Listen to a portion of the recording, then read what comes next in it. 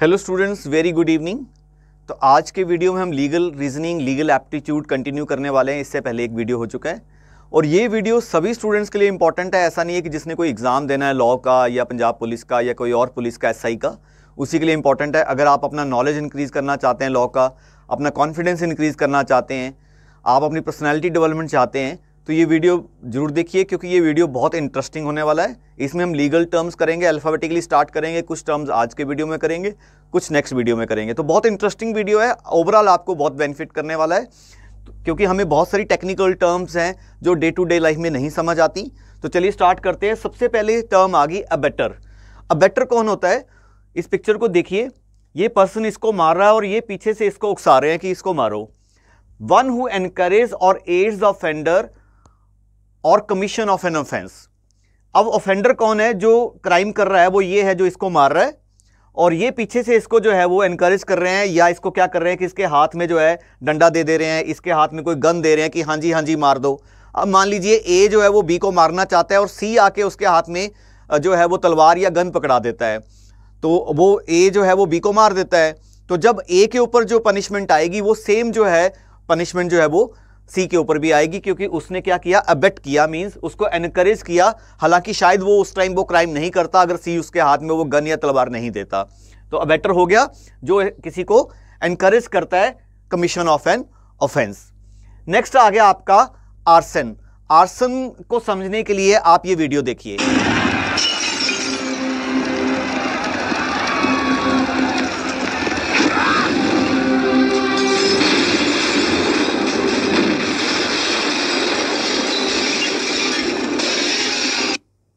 देखा, जब दंगे होते हैं तो दंगों में जो है कोई जो पब्लिक प्रॉपर्टी है उसको जलाया जाता है, जैसे कोई बसेस को जलाया जाता है या बिल्डिंग्स को जलाया जाता है। तो आर्सन क्या होता है? क्राइम ऑफ अनलॉफुली डैमेजिंग और destroying property by fire. Fire से जब अनलॉफुली जो है किसी प्रॉपर्टी को डिस्ट्रॉय किया जाता है तो उसको क्या कहते हैं? आर्सन कहते हैं। समझ आ रहा है ना? चलो नेक्स्ट देखते हैं। Avoid, to act in accordance with rule of law. अब कुछ लोग जो है वो कानून का बिल्कुल पालन करते हैं जब वो सड़क पे जा रहे हैं या कहीं भी जा रहे हैं, और कुछ लोग जो है कानून का पालन नहीं करते। जो कानून का पालन करता है उसको हम कहते हैं कि वो अवॉइड द लॉज।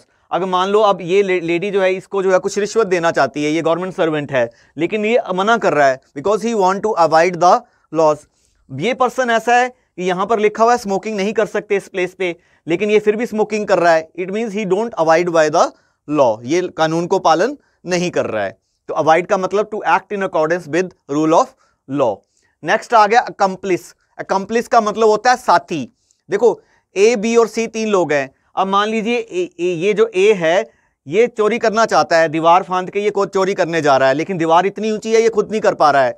तो जो ये पर्सन है ये इसको हेल्प कर रहा है दीवार फांदने में या दीवार क्रॉस करने में। तो जब चोरी का इल्जाम लगेगा तो जो पनिशमेंट होगी या जो केस चलेगा, जो इसके ऊपर चलेगा, सेम केस इसके ऊपर चलेगा। सेम एग्जांपल, मान लीजिए ये पर्सन जो है इसको जो है गोली से मारना चाहता है, ये साथ में जो है पहरा दे रहा है, देख रहा है कि कोई हमें देख तो नहीं रहा, हमारा कोई वीडियो तो नहीं बना रहा है। तो ये हो गया अकम्प्लिस। ये कौन हो गया? अकम्प्लिस। ये कौन हो गया? Accomplish. A person who is associated with another person in the commission of offence. Means ये डायरेक्ट क्राइम नहीं कर रहा, मींस ये डायरेक्ट चोरी करने ये जा रहा है, ये डायरेक्ट क्राइम नहीं कर रहा, ये डायरेक्ट चोरी नहीं कर रहा। इसी तरह ये डायरेक्ट गन से इसको फायर नहीं कर रहा है, ये साथ में बिल्कुल इसको साथ दे रहा है, फायर ये कर रहा है। लेकिन जब केस चलेगा तो इसके ऊपर और इसके ऊपर, दोनों के ऊपर जो है सेम केस चलेगा जो इसके ऊपर और इसके ऊपर चलेगा। Is that clear? So accomplish is a person who is associated with another person in the commission of an offence. तो ये वीडियो जो है क्लैट वालों के लिए और लॉ वालों के लिए, कोई भी एलएलबी एंट्रेंस है और जो अपना पुलिस के जो एग्जाम जैसे पंजाब पुलिस का, सब इंस्पेक्टर का या कांस्टेबल का पेपर है, उनके लिए तो इंपॉर्टेंट है ये, बाकी सबके लिए भी बहुत इंटरेस्टिंग वीडियो है। नेक्स्ट आ गया आपका एडजर्न। पहले जो है आप एक वीडियो देखिए। तारीख पर तारीख, तारीख पर तारीख, तारीख पर तारीख, तारीख पर तारीख मिलती रही है, लेकिन इंसाफ नहीं मिला मिलोड, इंसाफ नहीं मिला। मिली है तो सिर्फ ये तारीख। To defer the hearing of a case to another date in the court. अब क्या होता है कि जैसे अब मान लो कि दूसरा वकील नहीं आया उस दिन, आज जो है गवाही होनी थी, दूसरा वकील ही नहीं आया, उसने कहा कि वकील साहब बिजी हैं या वकील साहब बीमार हैं या किसी दूसरे केस में आउट स्टेशन गए हुए हैं, तो जो है वो तारीख जज के पास जो है वो, क्योंकि लॉ ऐसा कहता है कि हाँ कुछ तारीख मिल सकती है अगर कोई वैलिड रीज़न है, तो वो सनी देओल जी यही कह रहे हैं कि तारीख पे तारीख ही मिलती रहती है, केस डिसाइड नहीं होता। इसलिए हमारे कंट्री में जो है, क्योंकि लॉ में थोड़ा कई वीक पॉइंट्स भी होते हैं कि कुछ लीगल है, लेवल वीक का मतलब लीगल पॉइंट्स है, लीगली पॉसिबल है ये कि जो तारीख लेना लीगली पॉसिबल है। तो बहुत सारे रीजंस होते हैं, जब आप लॉ एडवोकेट बनोगे तो आपको सारी चीज़ें समझ आ जाएंगी। तो ये जो तारीख के कारण जो है वो केसेस जो है वो आगे आगे, डेट्स जो है वो आगे आगे पड़ती रहती हैं और केस जो है वो बहुत लंबे चलते रहते हैं। Next, abolish, to put an end to. ये तो बहुत ही ईजी है आपके लिए, जैसे क्योंकि अबॉलिश द बिल। अब ये कौन है? ये है किसान। किसान कह रहे हैं कि जो 3 बिल हैं उनको जो है अबॉलिश किया जाए, उनको वापस किया जाए। सरकार कह रही है नहीं हम उसमें अमेंडमेंट करेंगे, ये कह रहे हैं नहीं इसको अबॉलिश किया जाए। तो इस टर्म को समझना आपके लिए कोई ज़्यादा मुश्किल नहीं है। नेक्स्ट आ गया absconder, one who runs away from legal process to avoid arrest. अब मान लो कोर्ट ने किसी को अरेस्ट करने का ऑर्डर दे दिया और वो भाग गया, भगोड़ा साबित हो गया। अब 3 लोगों की फोटो आपको दिखा रहा हूं मैं, जो तीनों जो है एब्सकॉन्डर है इस टाइम इंडिया के, ठीक है। आपने मुझे कमेंट में जो है तीनों के जो है नाम बताने हैं कि इन तीनों के नाम क्या क्या हैं, कमेंट में कि ये तीनों जो एब्सकॉन्डर हैं ये कौन कौन है, क्योंकि ये लीगल अरेस्ट को अवॉइड करने के लिए भागे हुए हैं, भगोड़े हैं, ठीक है। तो ये बहुत ईजी है, absconder once who runs away from the legal process to avoid arrest. Next आ गया आपका अक्यूज्ड। अब देखो, इन ए क्रिमिनल ट्रायल, मैंने आपको फर्स्ट वीडियो में समझाया था क्रिमिनल केस में क्या होता है, अक्यूज्ड होता है। अक्यूज जिसके ऊपर मतलब कोई लगा है भी हाँ इसने ये क्राइम किया है ना, इल्जाम लगा है। अब इल्जाम लगने का मतलब ये नहीं है कि वो प्रूव हो गया कि हाँ उसी ने ये क्राइम किया है। वो तो कोर्ट में केस चलेगा, गवाह पेश होंगे, सबूत पेश होंगे, उसके बाद डिसाइड किया जाएगा। कई बार उसको बाइज्जत बरी भी किया जा सकता है। तो चलो, a person is called accused who is charged, उसको चार्ज किया गया कि इसने ये एक ऑफेंस किया है। कि जैसे कई बार इसको भी ये कह रहे हैं क्या पता ये इसने रॉन्गली अक्यूज किया गया हो। अब अक्यूज जो है या तो उसकी बेल हो जाएगी, जैसे पिछले वीडियो में बताया था मैंने, या वो जो जुडिशियल रिमांड पे चला जाएगा, जेल में चला जाएगा, या स्टार्टिंग के 2-3 दिन हफ्ता जो है पुलिस रिमांड में भी जा सकता है। अब अगर तो उसने क्राइम किया है और क्राइम प्रूव हो गया, गवाह हो गए, सब कुछ हो गया, तो फिर उसके ऊपर सजा होगी। और अगर नहीं हुआ, एक्विट भी किया जा सकता है उसको, judicially discharge from an accusation.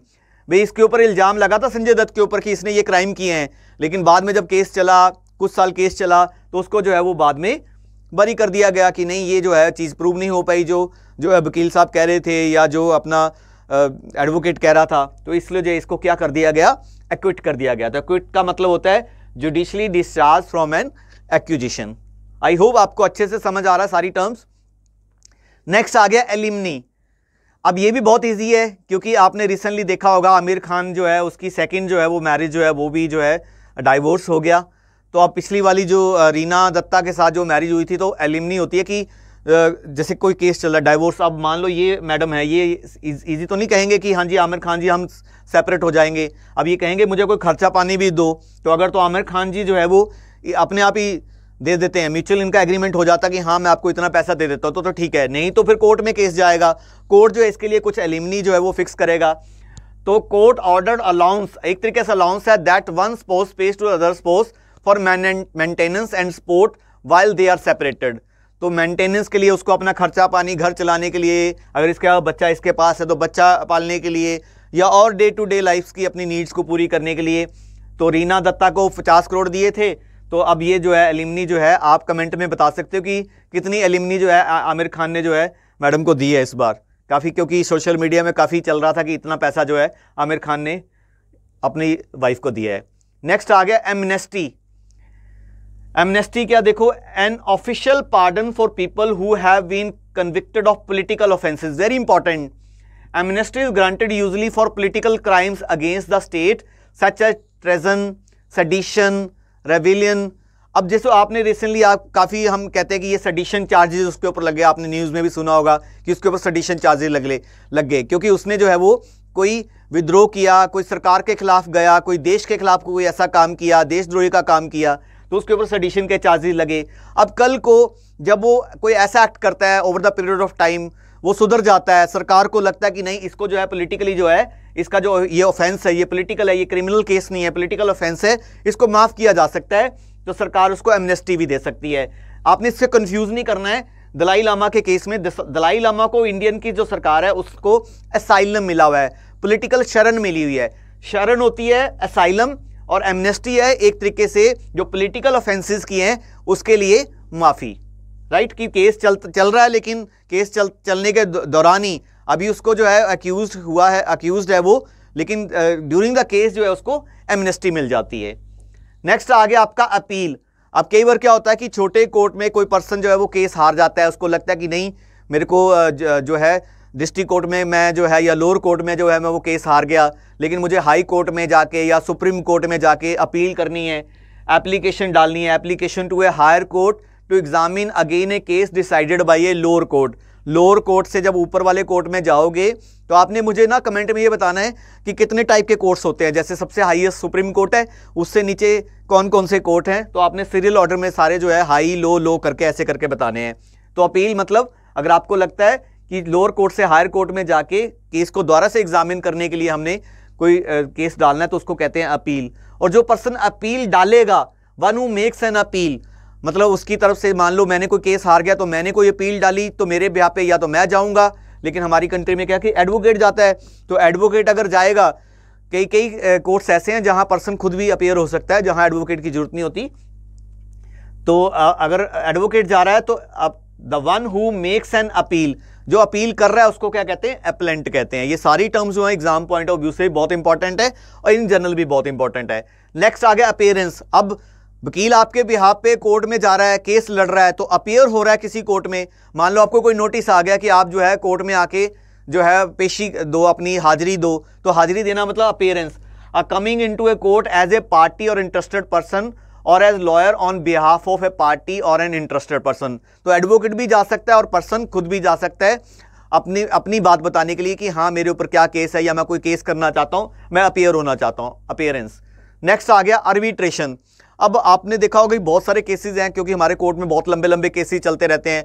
अब दो कंपनीज के बीच में कोई डिस्प्यूट है तो आउट ऑफ कोर्ट जाके भी सेटलमेंट हो जाती है। आर्बिट्रेटर जो है, जैसे जो है मान लो कि कोर्ट ही कई बार आर्बिट्रेटर अपॉइंट कर देता है कि ये पर्सन जो है कोई जुडिशियल रिटायर्ड पर्सन भी हो सकता है या कोई और पर्सन हो सकता है, किसी कंपनी का हेड हो सकता है, कि उसको एज एन आर्बिट्रेटर जो है वो अपॉइंट कर दिया कि आप दोनों जो है मिल के जो है इसके थ्रू, मान लो ये आर्बिट्रेटर है, इसके थ्रू जो है वो आप जो है अपना डिस्प्यूट जो है आउट ऑफ कोर्ट जाके सेटल कर लो, फिर हमें आप बता दो आके कि हमने जो है ये डिसाइड कर लिया है। Setting dispute by referring them to independent third party as an alternative to court proceedings. क्योंकि कोर्ट प्रोसीडिंग्स में वही बातें आ गई, भी अर्जन भी होगा, गवाह भी आएंगे, बहुत लंबा चलेगा, तो कई बार लगता है कि इतना लंबा चलाने के बजाय हम इसको आर्बिट्रेटर के थ्रू कर लेते हैं। और जो आर्बिट्रेटर होता है, आर्बिट्रेशन तो होगी जो सारी प्रोसेस, आर्बिट्रेटर कौन है इस केस में, ये जो लेडी है ये क्या है, आर्बिट्रेटर है।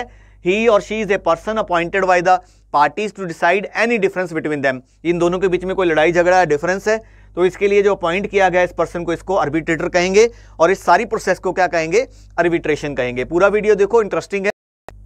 अब नेक्स्ट है बेलमेंट। बेलमेंट क्या, देखो आप कई बार क्या जाते हो, जैसे ये पर्सन है, ये किसी को अपना पेन उधार दे रहा है, या आप किसी फंक्शन में जाते हो, किसी फ्रेंड की शर्ट ले लेते हो या फ्रेंड की ड्रेस ले लेते हो 2 दिन के लिए या दे देते हो, है ना, या जो है आप बस स्टैंड, एयरपोर्ट या रेलवे स्टेशन पे लगेज अपना रख देते हो लगेज रूम में, फिर कहीं घूमने चले जाते हो, ठीक है। तो बेलमेंट क्या है, when goods are left by one person with another to hold in accordance with the instructions.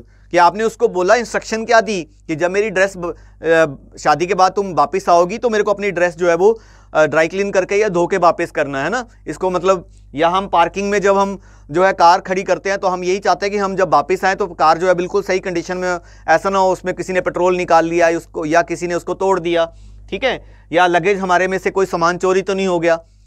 तो leaving luggage at the railway office, car parked in a parking garage, a pen और dress borrowed from a friend. अब जो person दे रहा है, means ये person जो है इसको अपनी ड्रेस दे रहा है या पेन दे रहा है, तो इसको कहते हैं बेलर, और जो ड्रेस ले रहा है या पेन ले रहा है उसको कहते हैं बेली, ठीक है। तो एक हो गया बेलर, एक हो गया बेली। जो दे रहा है अपनी ड्रेस या चीज को, मींस अगर आप कार पार्क करने जा रहे हो तो आप बेलर हो गए, और पार्किंग लॉट वाला जो है, जो ऑनर है, वो हो गया बेली हो गया। तो I think this is very clear. Next आ गया bankrupt. A person who is unable to pay his debt can be, है ना, कहते हैं बैंकरप्ट डिक्लेयर कर दिया। तो बैंकरप्ट जो है डिक्लेयर कर दिया, जैसे अभी बहुत सारे, जैसे अभी रिसेंटली जो है वो अपना किंगफिशर वाले ने, वहाँ पर जो है वहाँ के कोर्ट ने जो है उसको बैंकरप्ट डिक्लेयर कर दिया कि वो जो इंडिया के जो बैंक्स के जो उन्होंने पैसा ले रखा है वो वापस नहीं कर सकता, क्योंकि वो बैंकरप्ट हो चुका है। तो ये जो है फिर उसकी प्रॉपर्टी वगैरह बेच के जो है वो जो क्रेडिटर्स होते हैं जिनसे उधार लिया होता है उनका पैसा दिया जाता है। तो ये अपने आप को इसने बैंकरप्ट डिक्लेयर करा दिया या हो गया। नेक्स्ट आ गया बियर। अब आप कुछ लोग आप में से शेयर मार्केट में भी पैसा लगाते होंगे या क्रिप्टो करेंसी में भी लगाते होंगे ना। क्रिप्टो करेंसी आप लोगों की जनरेशन में क्रिप्टो करेंसी का बहुत चल रहा है आजकल। हाँ, हालांकि मुझे पता है कि रिसेंटली जो है काफ़ी गिर गई मार्केट और काफ़ी लोगों को नुकसान हो गया। तो बियर कौन होता है? द वन हु सेल्स, जिसको लगता है स्टॉक मार्केट नीचे जाने वाली है। अगर मान लो मुझे लगता है स्टॉक मार्केट नीचे जाने वाली है, तो मान लो कि मैं फ्यूचर में ट्रेड करता हूं। अब फ्यूचर क्या होता है, ये थोड़ा इकोनॉमिक्स की लैंग्वेज है। मान लो मैं शेयर पहले ही बेच देता हूं, मेरे पास है नहीं, मैंने बेच दिया 100 रुपये का शेयर, ठीक है, और मुझे लगा कि नीचे जाएगा, तो जब उसका रेट 80 रुपये आ गया तो मैंने उसको खरीद लिया। मीन्स पहले बेच दिया फिर खरीद लिया, मीन्स मुझे 20 रुपये का क्या हो गया? प्रॉफिट हो गया। बुल कौन होता है? Bull is a stock market, जिसको लगता है कि स्टॉक मार्केट जो है वो ऊपर जाने वाली है, शेयर के प्राइस जो है वो ऊपर जाने वाली है। बियर को लगता है नीचे जाने वाली है, बुल को लगता है ऊपर जाने वाली है। तो मुझे लगता है ऊपर जाने वाली है, तो मैंने एक स्टॉक जो है पहले खरीद लिया, 100 रुपये का खरीदा, कल को वो 120 रुपये का हो गया तो मुझे 20 रुपये का प्रॉफिट हो गया। तो बियर मीन्स जिसको लगता है स्टॉक मार्केट नीचे जाने वाली है, नीचे जा रही है, रेड। और बुल मीन्स जिसको लगता है स्टॉक मार्केट ऊपर जाने वाली है। नेक्स्ट आ गया बाइकामेरल, हैविंग 2 लेजिस्लेशन हाउसेज। जैसे अमेरिका में कांग्रेस एक हाउस ऑफ रिप्रेजेंटेटिव होता है, एक सेनेट होता है। इंडिया में जैसे लोकसभा और राज्यसभा है। आपके लिए बहुत इंपॉर्टेंट क्वेश्चन है। 28 स्टेट्स हैं, 6 स्टेट्स में बाइकामेरल, पहले जो है वो हमारी कंट्री में जो बाइकामेरल लेजिस्लेशन था, 2 हाउसेज थे। जो स्टेट्स की बात कर रहा हूं तो 7 थी, मीन जम्मू कश्मीर भी था, लेकिन जम्मू कश्मीर अब यूनियन टेरिटरी बन गया। तो आपने मुझे ये बताना है, जो स्टेट्स का हाउस होते हैं ना, लोअर हाउस को कहते हैं लेजिस्लेटिव असेंबलीज, ये तो आपने सबने सुना है, और अपर हाउस को कहते हैं लेजिस्लेटिव काउंसिल या विधान परिषद। तो कौन कौन सी स्टेट्स हैं जिसमें ये विधान परिषद भी है, मींस बाइकामेरल लेजिस्लेशन है? कौन कौन सी स्टेट? सिर्फ स्टेट्स की बात कर रहा हूं, ठीक है। तो आपने ये स्टेट्स के नाम जो है वो, अगर आप ये पूरा वीडियो यहां तक देख रहे हो तो कमेंट करके जरूर बताना है, क्योंकि ये एग्जाम्स में, किसी भी एग्जाम में पक्का क्वेश्चन आता है। नेक्स्ट आ गया आपका bigamy, marriage with one person while still legally married to another. अब जैसे इंडिया में देखा होगा, इंडिया में तो पॉसिबल नहीं है 2-2 शादियां होना। हिंदूज में हिंदू मैरिज एक्ट के अंदर आप 2 शादियां नहीं करा सकते। करा सकते हो बिल्कुल, इसकी ऑलरेडी इससे शादी थी, ये इससे शादी कर लेता है, अगर तो इसको प्रॉब्लम नहीं है, मींस जब तक जो है ये इसके अगेंस्ट जो है वो केस नहीं डालती है, हस्बैंड के अगेंस्ट की इसने जो है वो सेकंड मैरिज कर ली, तो अगर म्यूचुअल चलता है तो ये शादी कर सकता है। हालांकि लीगली जो है वो ये लीगली मैरिड नहीं मानी जाएगी एक तरीके से। इसके ऊपर जो है सारे जो इसको राइट्स मिलेंगे, सारे राइट्स इसको नहीं मिलेंगे। लेकिन अगर हमारी कंट्री में देखा जाए तो बाइगैमी जो है वो एक क्राइम है, ऑफेंस है, पनिशमेबल for 7 years in prison. Bigamy मतलब 2 शादियां करना। बाकी मुस्लिम्स वगैरह में या और रिलीजन्स में हो जाती हैं, लेकिन हमारे हिंदू में नहीं होती हैं। सो आई होप आपको ये सारी टर्म्स जो हैं वो अच्छे से समझ आई होंगी। अगर तो आपको अच्छे से समझ आई तो आप चैनल को सब्सक्राइब कर लो, क्योंकि सो दैट कि आप अगला वीडियोस ना मिस करो, क्योंकि इसके अभी और भी वीडियोस बनेंगे। और अगर आपको अच्छा लगा तो आप जो है ज़रूर अपना वीडियो को लाइक करें, और जो है वो कमेंट सेक्शन में भी बताएं कि आपको ये सारी टर्म्स समझ आई या नहीं आई, और आप और क्या चाहते हो कि और किस टाइप की टर्म्स जो है आप करना चाहते हो। तो thank you very much, God bless you all, thank you.